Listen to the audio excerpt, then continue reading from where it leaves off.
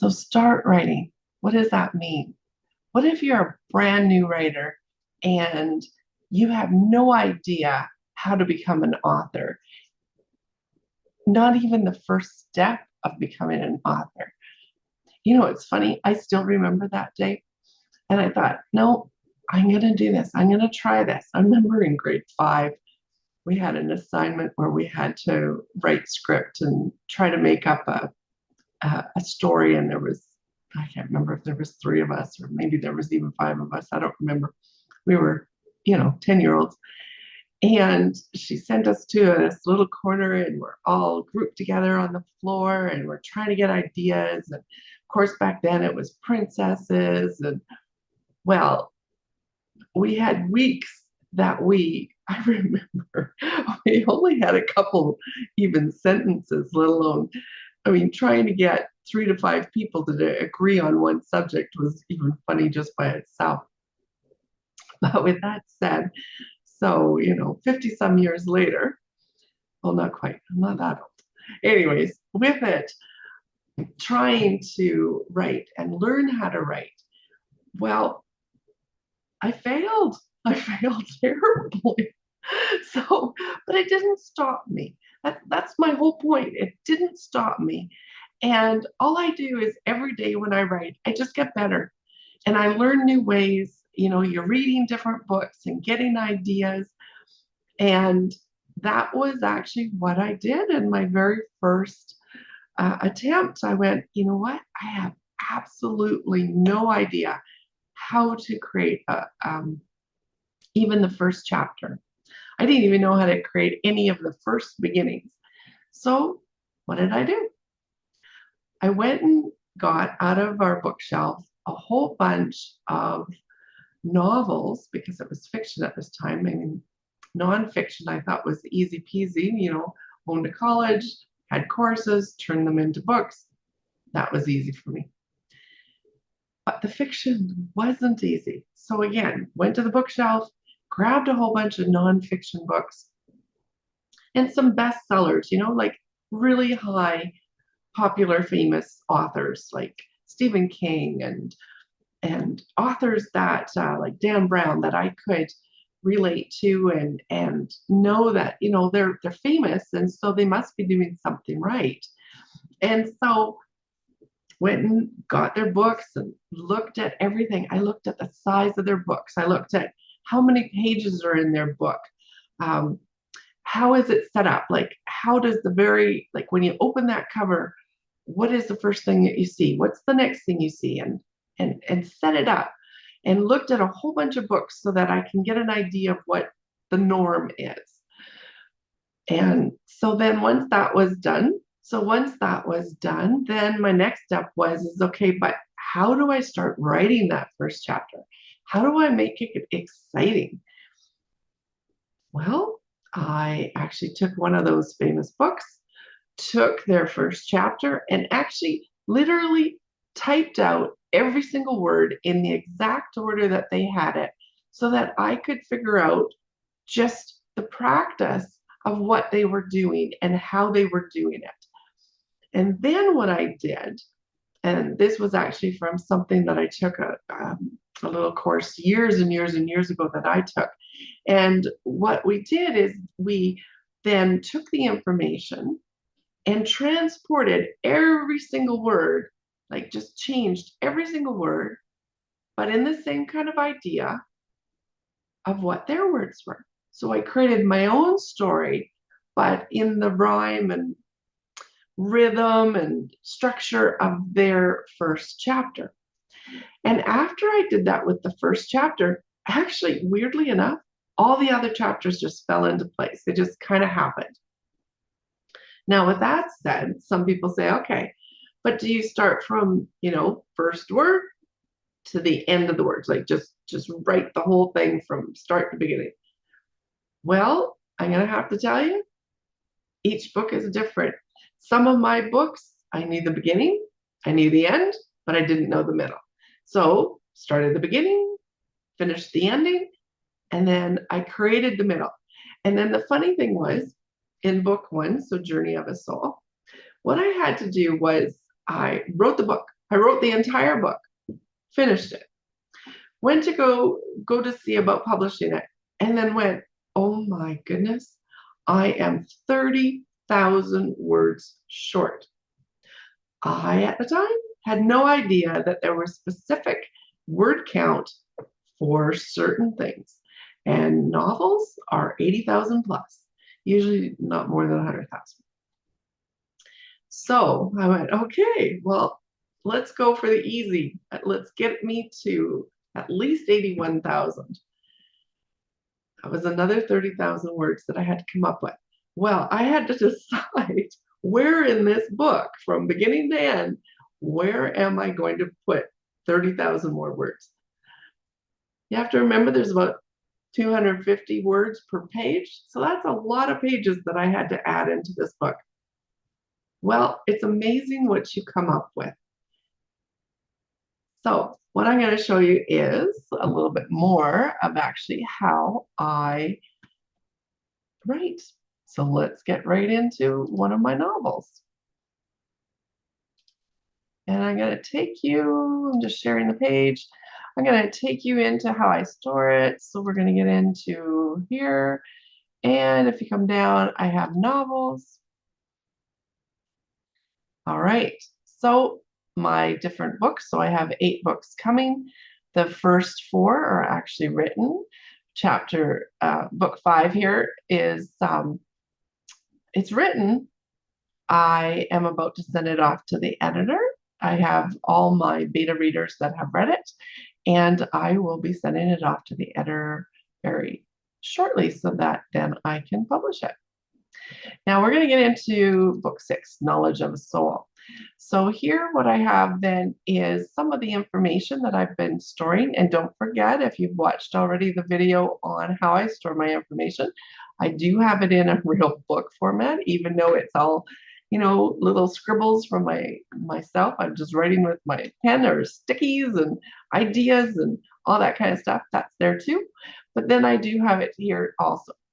So then I have different savings. So when I saved it the first time and then when I started writing. So I'm going to go to possibly one of the most recent. Oh, if I remember right, no, I think I actually have this saved on my laptop. So this one probably isn't the most recent, but that's okay. It's just showing you what I do. So as you can see, I opened up book 6 and the layout that I have chosen here, I think it's a 6x9, but when we get into Ingram Sparks and uploading this to publishing, I'll be able to tell you exactly.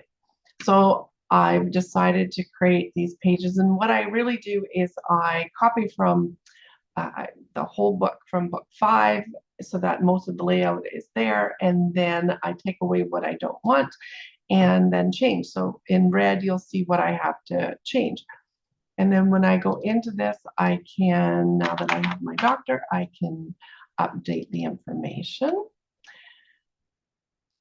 So knowledge of a soul. So I would have to change this to become knowledge of a soul. This kind of stuff here, actually, I do have this all changed already. So I will bring in the information from my laptop back to my computer and then keep writing in that too. All right, so things in red, like I said, you have to change. So I have a little bit of a layout here. If I don't like the size, I can adjust it. Maybe not. No. No. Still not what I want. Oh. There we go. All right, to have it on one page.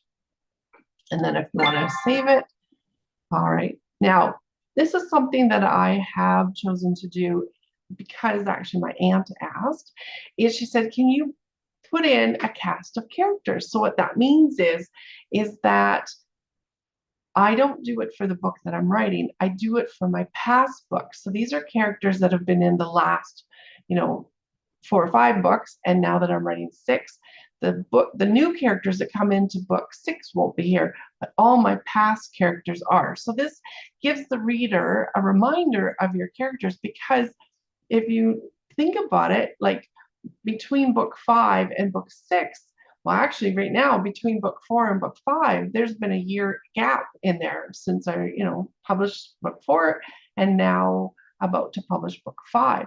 So it's just a reminder for them. And what I do then is in red, I just put things that I have to add or change. So again, you have to make sure that all the pages then are changed to your newest book titles. This stuff here I can shift for whatever I want for later. A little bit of information about them. So just giving you ideas. So in this setup, what I've done, if you go to view, you can have a one-page view. Well, now it's going to go to 3, but a one page. I like to have it look like a book. So like as if I'm looking at the book. Now, when I change pages, I could go down here to change, but I just roll with my mouse and it changes the pages. What you'll see is the pages are one page at a time that you're going to see. And then what I can also do, which I just love, is from the two-sided, I can go into the thumbnails and look, ta-da! All these pages appear, and I can have like 400, well, most of my books are about 460 pages, so they'll all appear, and then I can just go to wherever I want to go to.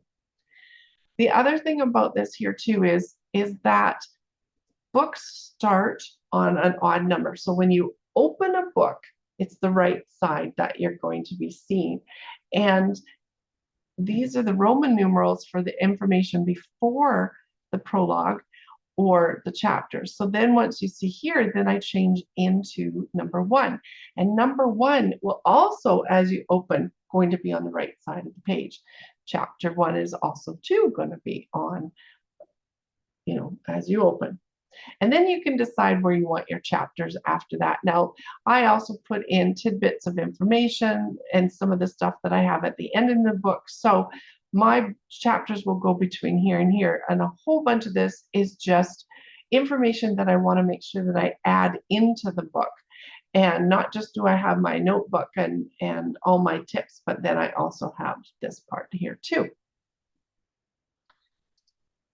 So if I'm going to, let's pretend, because I'm going to pretend that we are opening a new chapter. I'm going to go to the end of this, and then what I'm going to do is put page break, from insert to page break, brings me to a clear page, and then I did Control-C to copy that, and I'm going to do Control-V to move it to here. And then I'm going to bring it down to, just because that's the layout I want, we're going to call this chapter 3. And I like having a fancy big letter. So let's change that now to, I'm going to say Isabella.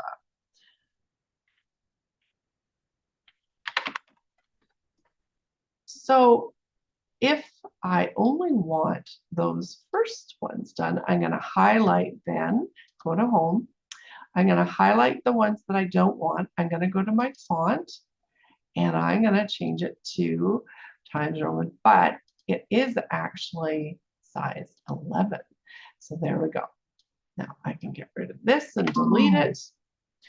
And I'm going to just start typing. So I'm going to put Isabella is typing. Oh, see here it kept that other font. So I'm just going to highlight. Oh, I only want this stuff here. Or I can highlight the part here. I'm going to go to the erase, clear all formatting, and it will bring it to the default formatting. And if you have in here is where you're going to have your default formatting. So Isabella is typing, but not much.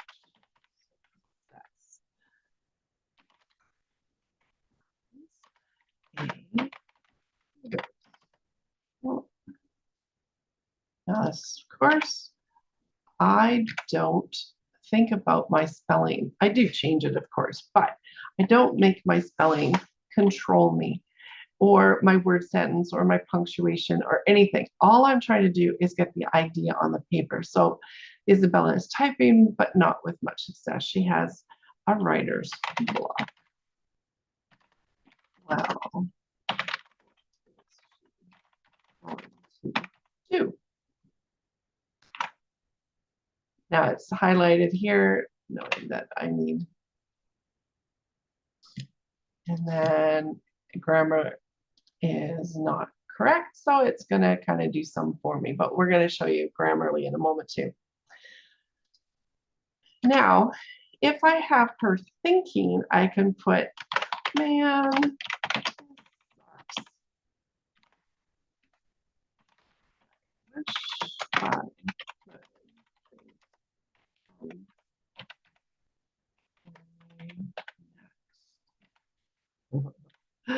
yeah. And again, I don't worry about everything. I just need to get my information down. Now she's thinking this, so we're going to highlight it and we're going to italicize it. So when a person's thinking, when you're doing fiction, it's in their head, so it becomes italicized. They just have it go to the side. And let's say we're going to now have somebody talk. So is how is the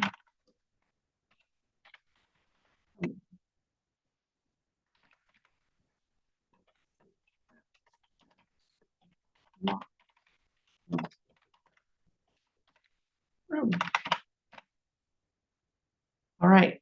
So when they're talking, the quotations are here, and you give a little example, because this is really, we started out about Isabella. So this whole chapter is about Isabella, and it's her thoughts and her words and her actions. So the whole focus really is on Isabella. The other characters can come in, but it's really still all about Isabella. But Lexi walked into the room and is talking to Isabella. So now we're going to have Isabella answer. I wish I could come up some money. And we're going to have Isabella answer. Money. Why?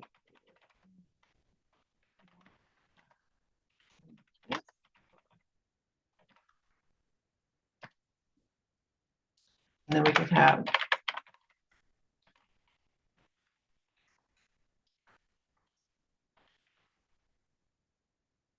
let's see, Isabella looked at Lexi with, so in my mind, the characters are playing out, and Isabella, oh yeah, spelled wrong, don't worry, a lot of things will catch that later. So, you know, I'm seeing them in my mind, and Isabella went and looked at Lexi. So, you know, it's like, so we could put here with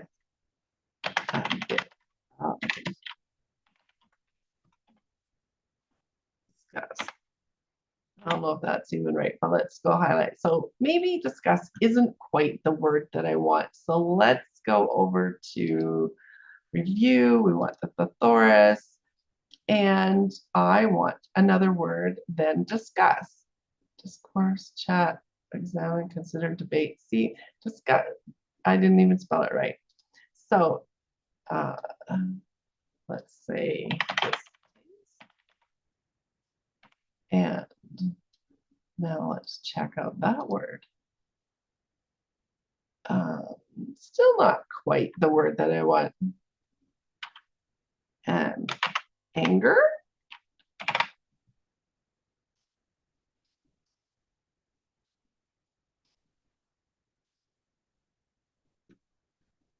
Let's do irritation. Irritation actually would be a good word. It's kind of the feeling I'm thinking. Maybe it's not perfect wording, but and then we'll put and said. Thank you are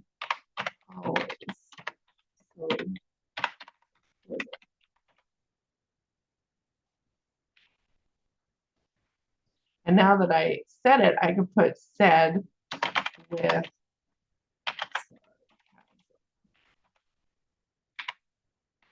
sarcasm. Oh, see, I knew it was wrong. Just couldn't remember how to spell it at the second. So if I right click.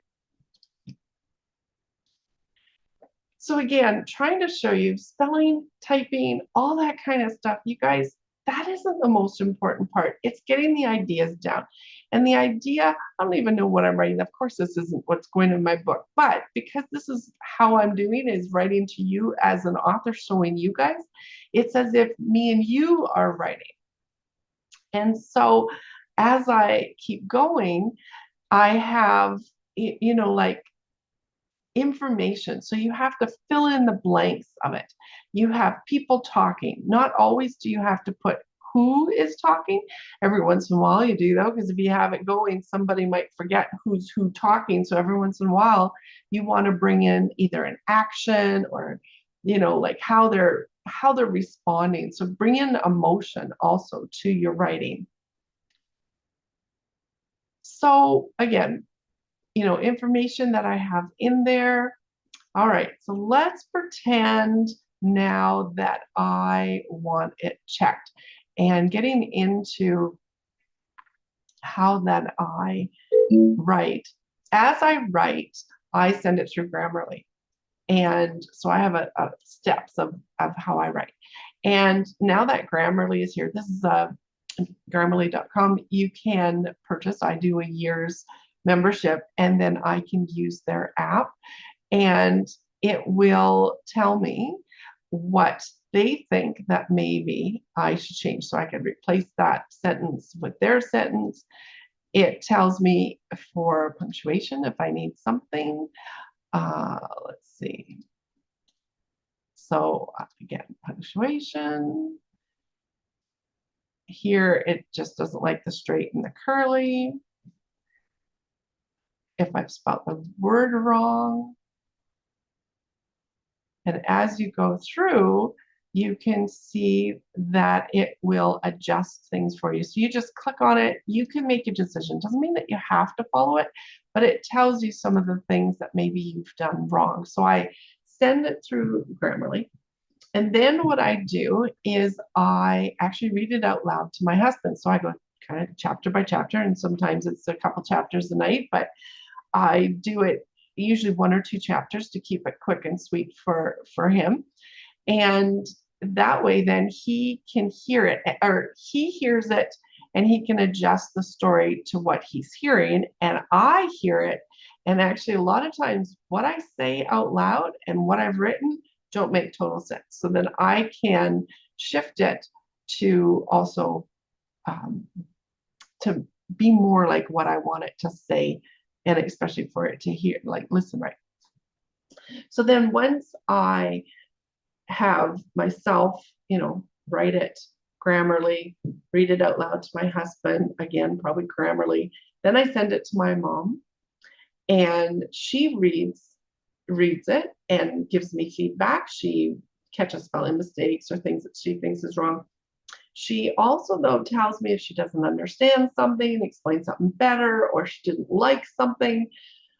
You want those people, those beta readers, who will actually give you true feedback, not total criticism, but giving you critiques, like giving you information from their point of view.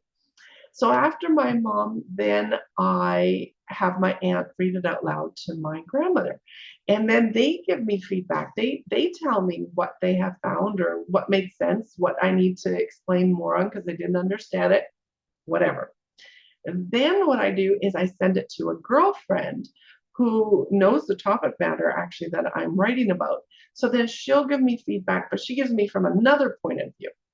So once I'm done all that, then what I do is I send it to my editor. So I'm going to stop sharing this. So hold on.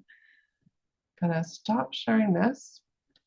All right, so this is actually book 1 and some of the information, how I've stored it. So let's go into here and we're going to go to Anna Jewel because she is my editor, and I'm going to show you after 6 people who are editing, beta readers and all that stuff. So 6 people have already gone through the book that she's changed. Now, what I asked her to do was change this to the US writing. Okay, so even though I'm Canadian, a lot of my readers are actually American, and Canadians don't care if they read American writing, but Americans seem to care if they read the Canadian writing.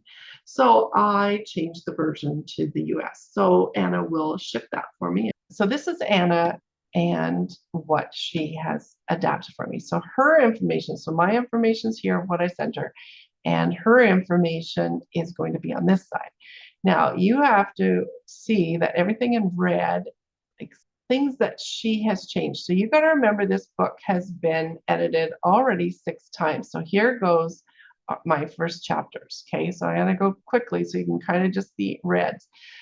And this is why you want a professional editor, because they're going to find things that nobody else has found. Then what she also does, so once she sends me this, I can go through it and make sure that what she's changed is what I actually will allow to change, because sometimes what she thinks and what I think are 2 different things. So 99.9% of it, I always keep. There's been times where she has told me to change a whole chapter to bring it into a whole different place in the book. Anyways, she's marvelous. So definitely make sure that you get a professional editor, no matter how many beta readers that you have, and no matter how good you think you are. And I mean, writing should be fun.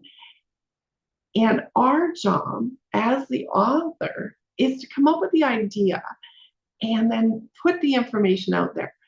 But it doesn't have to be our job to be perfectionists. We don't have to think of everything all at once. We just have to write the story and get the idea down, and then you can pay people. I mean, beta readers are free. They're usually all free.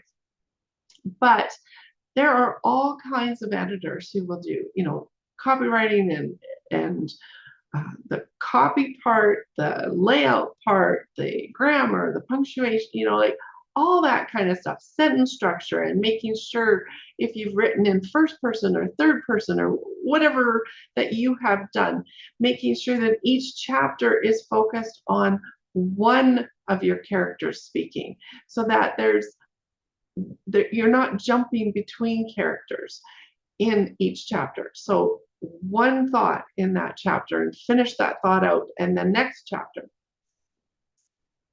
Point is, just start writing.